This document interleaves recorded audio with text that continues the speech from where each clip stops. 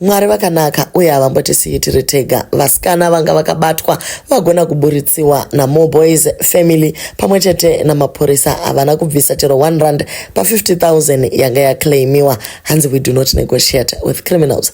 Welcome back to the channel. Please don't forget to like and subscribe. Tinotenda Zimbabwe neminamato yenyu uye vamwe vese vanga vachishanda behind the scenes vachitumira maleads kuti munhu uyu ari papi. Pane pambotumirwa message naPatricia Jack akati pane shamwari murume uyu dzataura kuti ari nechepapi.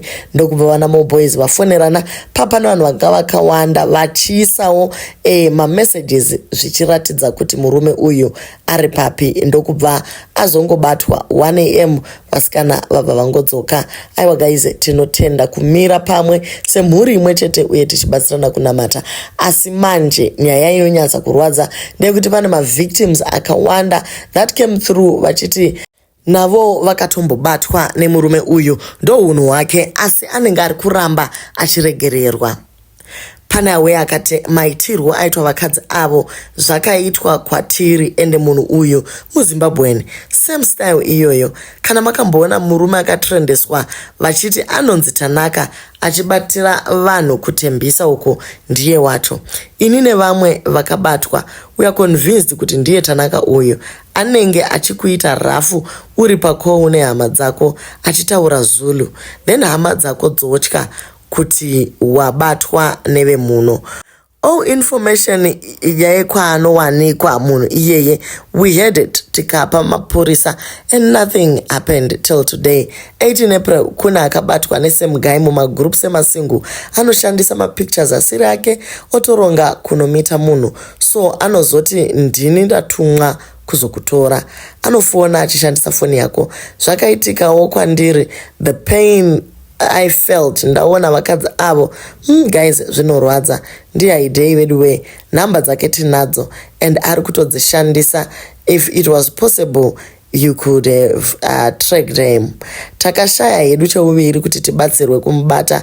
It's said kuti muZimba ari kuzviita muZulu pamakhozi. Kunze kweko anenge achitotaura shona achiti ndiani umwe ane potential yekutumira fast and anotokubata chibharo first. Another girl got pregnant as we speak. Akanonoka kuenda kuchipatara. Aingofunga kuti zvadarika, but iko zvino ari kutoda kubvisa mimba yebhinya iri. Hey guys, zvakaoma, zvinorwadza zvikuru. Munhu wacho anotoda kuzviita munhu wemunhu. Guys, chiko chakadaro. Then apedza otanga nekubata chibharo ozotanga kuklema mari. Munhu anofanira kusungwa guys. Yes, zviri kutaurwa kuti anonzi Tanaka o izita rebasa. Vanhu vanoziva kuti ari papi. Dei zvagonekamwa kuti abatwe munhu uyu nekuti achakuvadzisa vanhu vakawanda. Hezvo kune imwe mimba iri uko. Vanhu vangani vanorara navo achiita izvozvo ko chirwere chaari kutenderedza muvanhu. Zvinhu zvacho zvakaoma. We are more than 7 vave mugrupu but hatina chekuita ndevamwe ava vari kutaura uye polisi takatopawo zvese nemapicture, but maonero ataita pavidhiyo ndiro skill rake chairo. Anofona nefoni yako and anorova. First thing anotobata chibharo. Zvese izvi anoitira musango.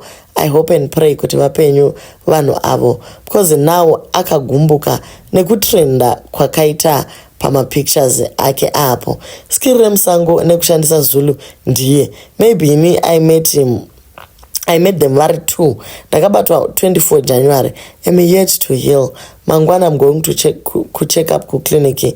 Mazimba ndiwo ari kudai. Vekuno vanongokubira voenda. Izvi zvekubata vanhu vovaita hostage izvi aiwa handizvo zvinoitwa nevanhu vemunomu. Vamwewo vakati aiwa isusu takatozviita kuri kubhodha chaiko. Inini first time yangu kutora vana vangu kuJoni ndakazviitwa tikagara muroad 3 days. Lucky enough ndakakurumidza kubata nyaya dzacho nevana vangu vaitoita kunge vari kuziva zviri kuitika. Takaponeswa nemasoja ekuZimside ipapo, but it was very scary zvokuti musikana 1 akatorepewa tiri ipapo. Until today moyo wangu unogara uchirwadza kuti akazoita sei, because vakabva vatoona kuti mai ava tikangoita ma1 chete tanyura. Nanhasi inyaya inondidzimba moyo wangu. I'm even still worried nanhasi kuti vakasara vacho vakazoita sei. vapenyu here. Guys, tinotenda Mwari kuti tiri vapenyu kwavakafa nekutobatwa chibharo plus kuzobhadhara munhu asingauye wongodyirwa mari mahara. Apa vaive 4 nanhasi amene kuti varipi vaingoti tembisa. Ini ndakazosara hangu kuPretoria kumaravastate pamaasilamu apo kana muchipaziva. So ndeumwewo akabatwawo uyu akati iye aiwa vaibatwa chibharo, vamwe vakatosvika pakufa vachibatwa chibharo. Zvakaoma guys. Asi anoda kuti vanhu vatore mutemo here kuuisa mumaoko avo, vazvitirekere, vamubate, vamurove, vamupise nemavhiri, cause anoita usatani chaiwo. Mamwe mavictims ari kuti mukomana uyu akutema pakuru since atrenda. Isusu kwama dzedu akati ari kuda 10,000 kune vamwe aiti chero 1,000 winza izvenyu. Mukomana uyu ari kunze anonzi Clifford Matanda, anogara kutembisa. So ndo zviri kubuda munyaya yacho kuti mukomana uyu ndo maitiro ake, anobata vanhu chibharo first obva azoti kuhama dzake ngadziwenze mari. Pane vakawanda guys, there are a lot of people. The thread is very long. This guy akapotsa ndurai akandisiya pa minute to rufu chaipo. Mapictures ake ndiwayo hamuna kurasika. Inakandibata nkunzi and decided kundiponda ake nematombo. Akandirwadzisa zvikuru. Vamwe ndokuti ndiye wekunditorera phone akandidhampa musango kutembisa uko musi wa18 November last year. Hana kundibata chibharo hake, akatora phone nemari shoma yandaiva nayo akanditi buruka mumota usiku kuma8 ndikaburuka. Anofamba nepfuti but kune vamwewo mavictims vakati vakatobatwa chibharo nembwa iyi. Umwe ari kuti ndakatsondwa namatombo guys. Munhu uyo ndiye umwe akandibirawo kuKempton Park. Akandibira 25,000 rands ne$500 US. Ndobva tora secho taive nehembe dzakati one day akatora secho raiva nehembe dzangu ndobva andikandira passport, asi haana kundirova kana kundibata chibharo. Akangoti ukaridza mhere ndokuuraya. Akandisira mukarodhi kane dust tabuda muKempton Park. Anga aine mota yakange yakaita kanenge kagrey. So pane vari kuti akatoita 5 hours ari unconscious, arohwa musoro nedombo, baba vachiedza kumutsemura skull chaiyo. So guys, nyaya dzacho dzakawanda. The thread is endless. It is quite long. Munhu wese ari kungotaura twedwe ini nakandibata akandidai. So asi vakabatwa chibharo.